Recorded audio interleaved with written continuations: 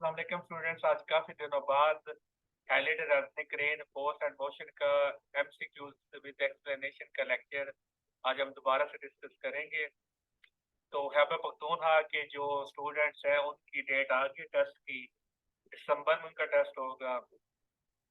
इस तरह जो सिंध वाले जो स्टूडेंट्स उनका टेस्ट नवंबर के एंड पर होगा।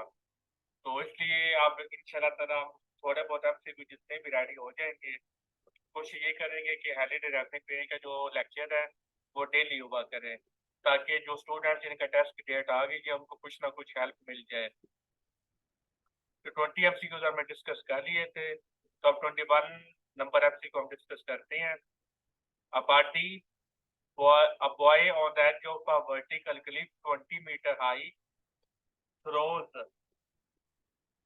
stone horizontally outward with a speed of 20 meters per second. It strikes the ground at what horizontal distance? तो ये जो हो कह रहा है कि एट व्हाट हॉरिजॉन्टल डिस्टेंस, तो हॉरिजॉन्टल डिस्टेंस को आप क्या बोलते हैं? रेंज बोलते हैं। तो बेसिकली आप इस क्वेश्चन में आपने क्या मालूम करना, आपने रेंज मालूम करनी है।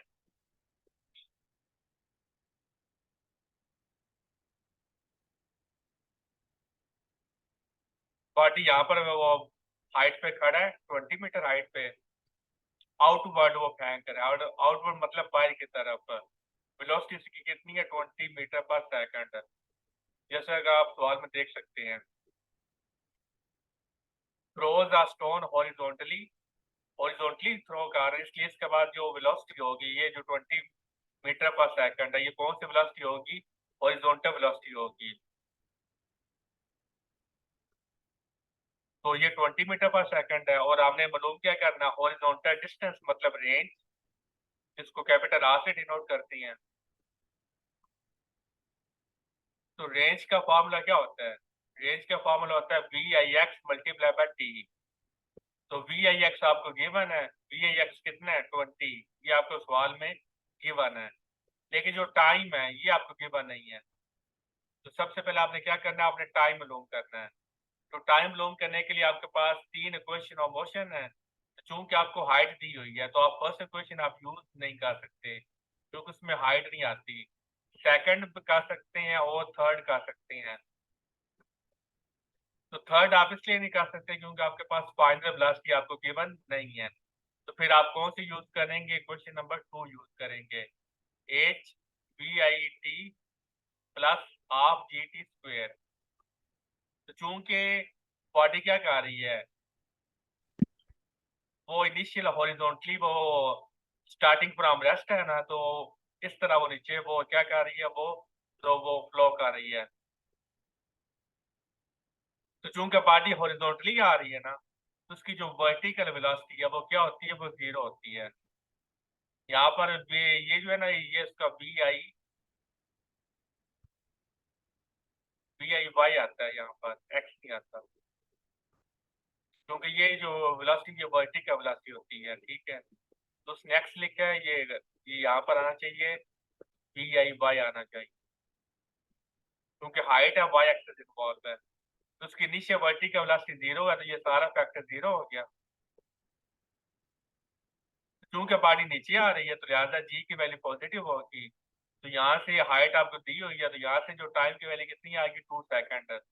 तो वो वैल्यू आप पुट कर दें तो आपका आंसर आ जाएगा।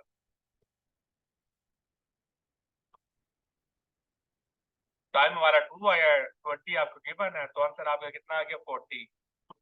क्लियर है? 25 है, क्योंकि कुछ ना वो डायग्राम वाले क्वेश्चन थे, तो इसके वो स्किप किए हुए हैं। अब एमसीक्यू नंबर 25 है। A projectile is fired from ground level over level ground with an initial velocity that has a vertical component. अब ये आपको क्या दिया हुआ है? आपको वी आई वाई दिया हुआ है, यानी कि आपको वर्टिकल वेलोसिटी आपको दी हुई है, और हॉरिजॉन्टल वेलोसिटी भी आपको दी हुई है, वी आई एक्स। दोनों वेलोसिटी आपको दी हुई है। The distance from the launching to landing point. तो आप पहले सबसे पहले ये बताएं, distance from the launching to landing point, इसको आप क्या बोलते हैं? लॉन्चिंग मतलब जहाँ से आपने लॉन्च करना है, जहाँ से आप फेंकते हैं। लैंडिंग जहाँ पे उसने लैंड करना मतलब उतरना है, इसके डिस्टेंस को आप क्या बोलते हैं? जी बताएं।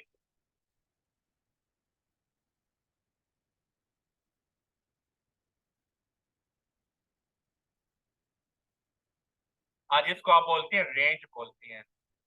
तो अब जिस स्टूडेंट को ये कंसेप्ट नहीं होगा वो सोच में पड़ जाएगा कि मैंने मालूम क्या करना है। तो आपने रेंज की ये डेफिनेशन आपने रेंज मालूम करनी है, क्योंकि लॉन्चिंग और लैंडिंग के दरमियान जो डिस्टेंस होता है उसको आप रेंज बोलते हैं। तो यहाँ पर भी आपने रेंज मालूम करनी है।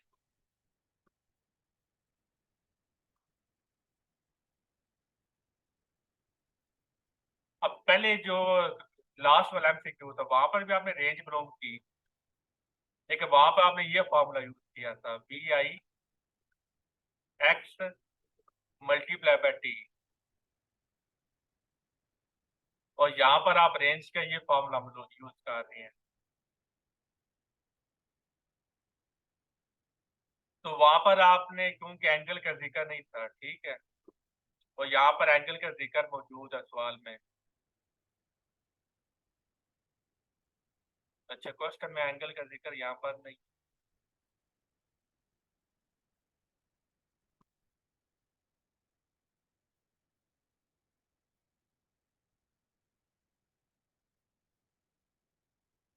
क्योंकि आपको यहाँ पर दोनों वेलोसिटियां दी हुई हैं, ठीक है, तो इसलिए ये फॉर्मूला आपने यूज नहीं करना। ये फॉर्मूला आप कब यूज करते हैं, कोई बता सकते हैं?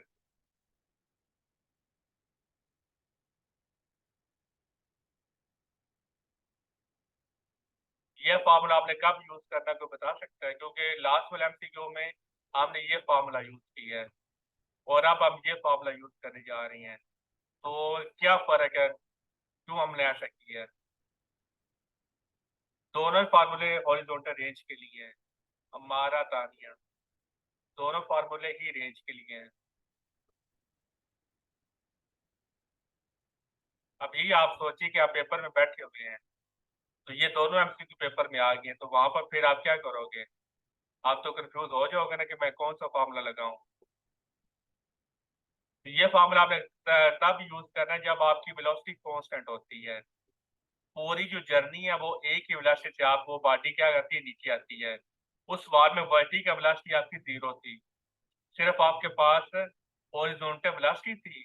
और आप जानते हैं कि हॉरिजॉन्टल वेलोसिटी कांस्टेंट रहती है।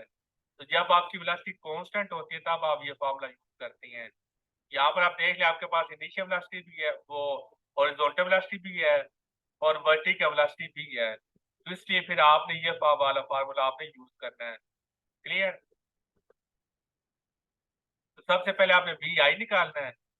हम फार्मूला क्या लिखते हैं, वी आई। तो उसने वी नॉट लिखा है तो एक ही बात है, इसको आप वी आई कर ले चाहे।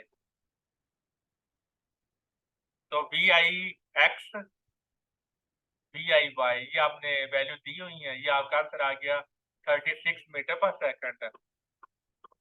एंगल आपने चूंकि मालूम करना वो दिया नहीं होगा, एंगल का ये formula V I Y divided by V I X. दोनों वेलोसिटी आपको दी हुई है तो एंगल भी आप मालूम कर सकते हैं। वो 33.7 आ गया। तो फिर ये फॉर्मूला आपने यूज करना है। तो आपका आंसर क्या आ जाएगा, 120 मीटर। क्लियर है आप सबको एमसीक्यू?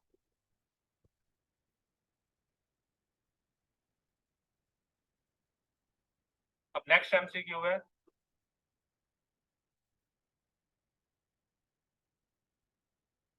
यहाँ पर आपको दो वेलोसिटी दी हुई है, तो आप जानते हैं कि हॉरिजॉन्टल वेलोसिटी तो कांस्टेंट रहनी है, लेकिन वर्टिकल वेलोसिटी ने कांस्टेंट नहीं रहना। तो फिर आप ये फार्मूला यूज नहीं कर सकते। ये फार्मूला आप तब यूज करते हैं जब आपका ये अगर आपको याद हो, S is equal to B T, दोनों सेम फार्मूले हैं। तो ये फार्मूला आप तभी यूज करते हैं जब आपकी स्पीड कांस्टेंट होती है। यहाँ पर आपकी स्पीड कांस्टेंट नहीं है, क्योंकि हॉरिजॉन्टल तो कांस्टेंट है लेकिन वर्टिकल ज़हर है, उसमें चेंज होना है। नेक्स्ट 28 है, an airplane makes a gradual, gradual का मतलब होता है बड़े आराम आराम से, 90 degree turn while flying at a constant speed of 200 metre पर सेकंड, और 20 सेकंड लगती हैं टर्न लेने में। For this turn magnitude of average acceleration of the plane, तो हमने एवरेज एक्सेलरेशन मालूम करना है, क्या वो 0 होगा, 40, 20, 14, 10 क्या होगा? स्पीड है आपके पास 200, कांस्टेंट है।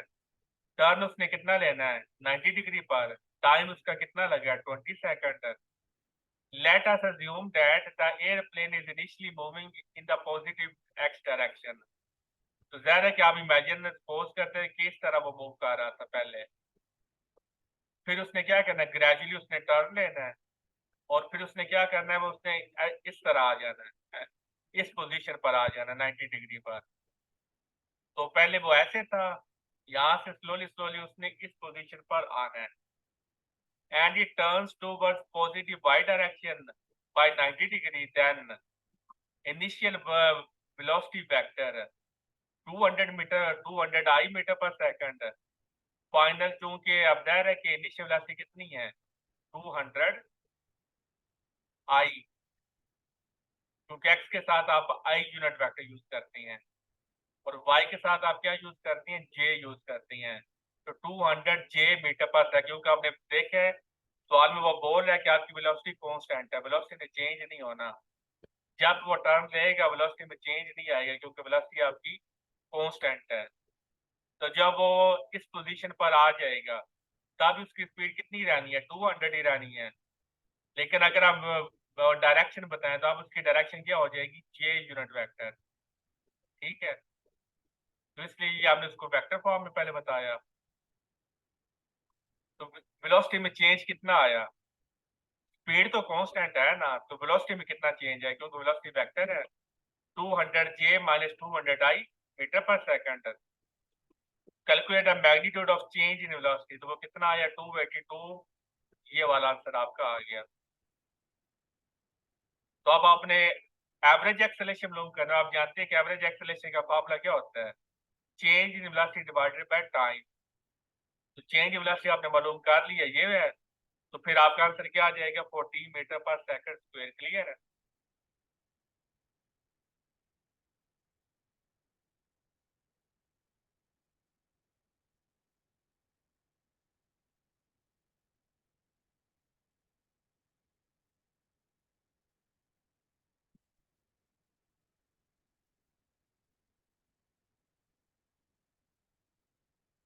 देखिए तानिया, हमने सपोज की है कि जो प्लेन था वो एक्स डायरेक्शन में जा रहा था। एक्स डायरेक्शन के लिए आप कौन सा यूनिट वेक्टर यूज करती हैं, आई यूनिट वेक्टर यूज करती हैं। तो 90 डिग्री जो उसने टर्न लिया, तो जाहिर है कि जब आप एक्स एक्सिस से उसने 90 डिग्री पर टर्न लेना है, वो कहाँ पे चला जाएगा, वाई एक्सिस पे चला जाएगा। स्पीड उसकी कांस्टेंट रहनी है, यहाँ पर भी उसकी 200 और यहाँ पर भी उसकी कितनी रहनी है 200 रहनी है।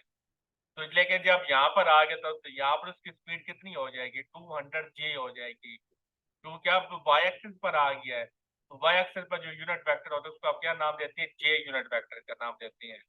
क्लियर है? तो जे का मतलब है वाई कंपोनेंट और आई का मतलब है एक्स कंपोनेंट। तो जब आपने मैग्नीट्यूड निकालनी है तो एक्स कंपोनेंट की मैग्नीट्यूड और वाई कंपोनेंट की मैग्नीट्यूड वो स्क्वायर लेना है, उनको ऐड कर दें तो फिर आपका आंसर आ जाएगा। क्योंकि आपने एवरेज एक्सेलरेशन मालूम करना है ना, तो एवरेज एक्सेलरेशन किसके इक्वल होता है, डेल्टा वी के। तो इसलिए आपने क्या मालूम किया, आपने डेल्टा वी मालूम किया, यानी कि चेंज इन वेलोसिटी आपने मालूम की। ठीक है,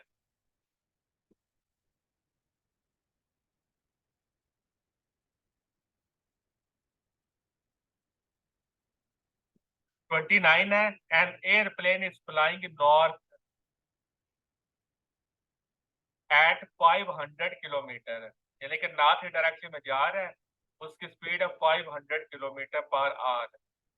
ग्रेजुअल, अब पहले उसने टर्न कितने का लिया 90 का, अब उसने 180 का टर्न लेना है, स्पीड उसने कांस्टेंट रखनी है। इस direction of travel from north through east, पहले वो नॉर्थ में है, ईस्ट पे जाता है, और फाइनल उसकी पोजीशन कौन सी आ जाती है, साउथ आ जाती है। क्योंकि जब आप 180 का टर्न लेंगे ना, तो आप नॉर्थ से कहां पर जाती हैं, साउथ में जाती हैं। ठीक है, और यहाँ पर टाइम लगता है 40 सेकंड। यहाँ पर भी आपने एवरेज एक्सेलरेशन बताना है। वहां पे 90 का टर्न था, यहाँ पर 180 का टर्न है। वही आपने क्या करना है, आपने चेंज इन वेलोसिटी मालूम करना है। Final velocity minus initial velocity, तो एक के साथ माइनस है और एक के साथ पॉजिटिव है, और ये तो नेगेटिव फार्मूले के आने, इसको छोड़ें। वेलोसिटी एक के साथ नेगेटिव है और एक के साथ पॉजिटिव, ये क्यों है? क्योंकि अगर आप डायरेक्शन ड्रॉ करती हैं तो ये आपका ईस्ट होता है, ये आपका वेस्ट होता है, ये आपका नॉर्थ होता है, और ये आपका साउथ होता है। तो नॉर्थ से साउथ में, यानी कि जब आप 180 का टर्न लेते हैं, उसने वर्ड यूज किया थ्रो ईस्ट, तो वो इस तरह क्या आ रहा है, इस तरह उसने यहाँ पर आना है, तो एंगल उसका 180 आ गया। यहाँ इस तरह भी आ सकता था, लेकिन उसने रिक्वेस्ट में मेंशन की है कि थ्रो ईस्ट आना है, वेस्ट नहीं आना। ठीक है, तो यहाँ पर आप देख सकते हैं कि दोनों की डायरेक्शन अपोजिट है। नॉर्थ अपवर्ड है, साउथ डाउनवर्ड, इसलिए एक वेलोसिटी को आपने क्या किया, आपने नेगेटिव ले लिया, और एक वेलोसिटी को आपने पॉजिटिव ले लिया।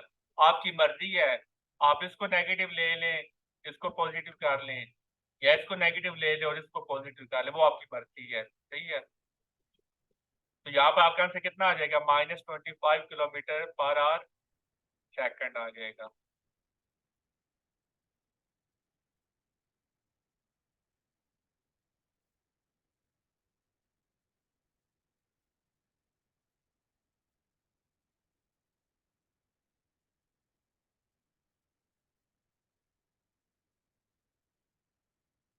क्लियर है सबको? साथ साथ बताते जाएंगे ताकि फिर हम आगे हम शिफ्ट हो जाऊँ।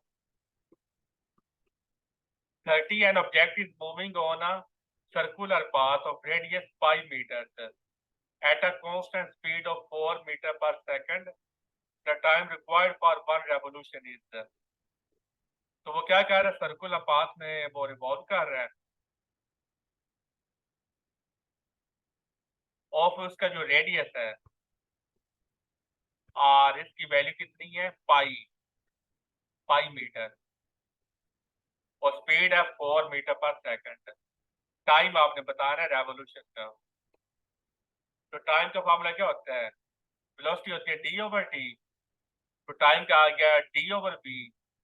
क्योंकि सर्कल में मूव कर रहे, सर्कल में d किसके इक्वल होता है, 2πr के, और v वेलोसिटी, r की वैल्यू कितनी है, पाई, तो पाई पुट किया, पाई को पाई से मल्टीप्लाई किया तो 2π² आ गया, और वेलोसिटी कितनी है 4, वो 4 पुट किया, तो आपका आंसर क्या आ जाएगा, π² डिवाइडेड बाई 2 आ गया। ऑप्शन नंबर आपका बी क्लियर, ये करेक्ट है। क्लियर, आसान सा ये तो। 31 a particle moves at a constant speed in a circular path। अब वो फिर सर्कुलर पाथ में जा रहा है, इंस्टेंटेनियस वेलोसिटी और instantaneous acceleration vectors both tangent to circular path. Tangent का मतलब क्या है, ये होता है लॉन्ग का टेंजेंट। यहाँ पर ये डायरेक्शन होगी, यहाँ पर ये डायरेक्शन होगी, यहाँ पर ये डायरेक्शन होगी।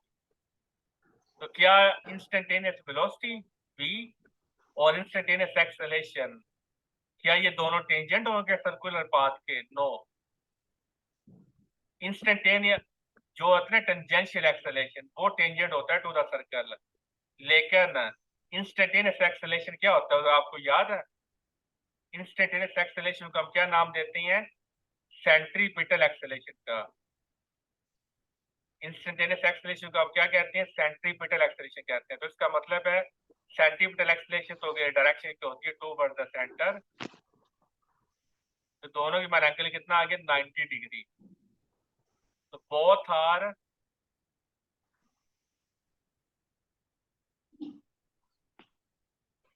Both perpendicular to each other होगा। बी में लिखा both perpendicular to the circular path, circular path के दोनों परपेंडिकुलर नहीं है, क्योंकि ये अलोंग द टेंजेंट है और ये टूवर्ड द सेंटर है। तो बहुत सारे स्टूडेंट्स यहाँ पर भी टिक कर देंगे इमरजेंसी में, क्योंकि उनको perpendicular to circular path paper में आपको नजर नहीं आना, ये नफ्सियात होती हैं। वहां पर बहुत से स्टूडेंट बी वाला टिक करेंगे क्योंकि दोनों के वर्डिंग सेम सेम है। तो इसलिए आपने ध्यान से अपनी आंखें खोल के रखनी होती हैं। जो बायो अगर किसी ने पढ़ी है तो वहां पर आपने ये पढ़ा होगा कि जब आप टेंशन में होते हैं ना, प्रेशर में होते हैं, तो तब आपकी जो बी है ना वो वीक हो जाती है, कमजोर हो जाती है, तब आपको ठीक से दिखाई नहीं देता। तो इसलिए आपने बड़े होशो आवाज से आपने वो टिक लगाना होता है। बहुत सारे ऐसे यहाँ होते हैं कि हम अपनी तरफ से सही लगाते हैं लेकिन वो होता गलत है।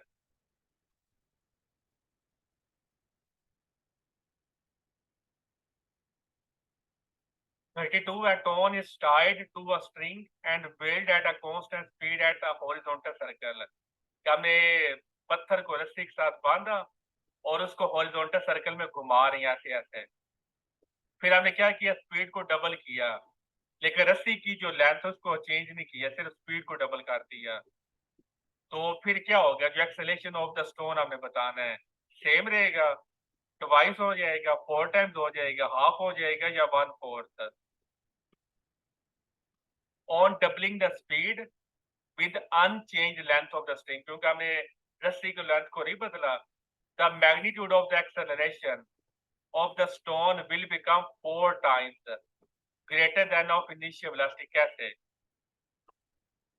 सेंटीमीटर एक्सेलरेशन का ये फार्मूला होता है ना, आर के आर को आपने कांस्टेंट रखा है क्योंकि रस्सी को आपने चेंज नहीं किया, उसकी लेंथ को आपने तब्दील नहीं किया, तो आर क्या है, वो आपका कांस्टेंट है। तो वी को आपने डबल कर दिया, तो वी का डबल करने से आपका एक्सेलरेशन क्या हो जाएगा, 4 टाइम्स हो जाएगा।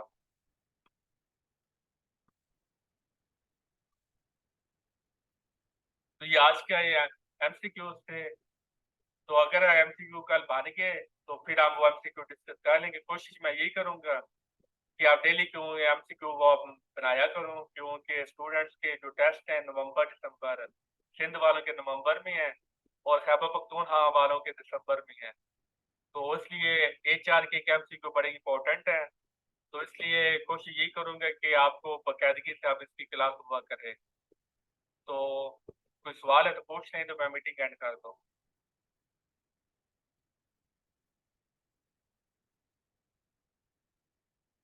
चले ठीक है फिर, अल्लाह हाफिज। ये क्वेश्चन ये एमसीक्यू मैंने शेयर कर दिया आपको ग्रुप में।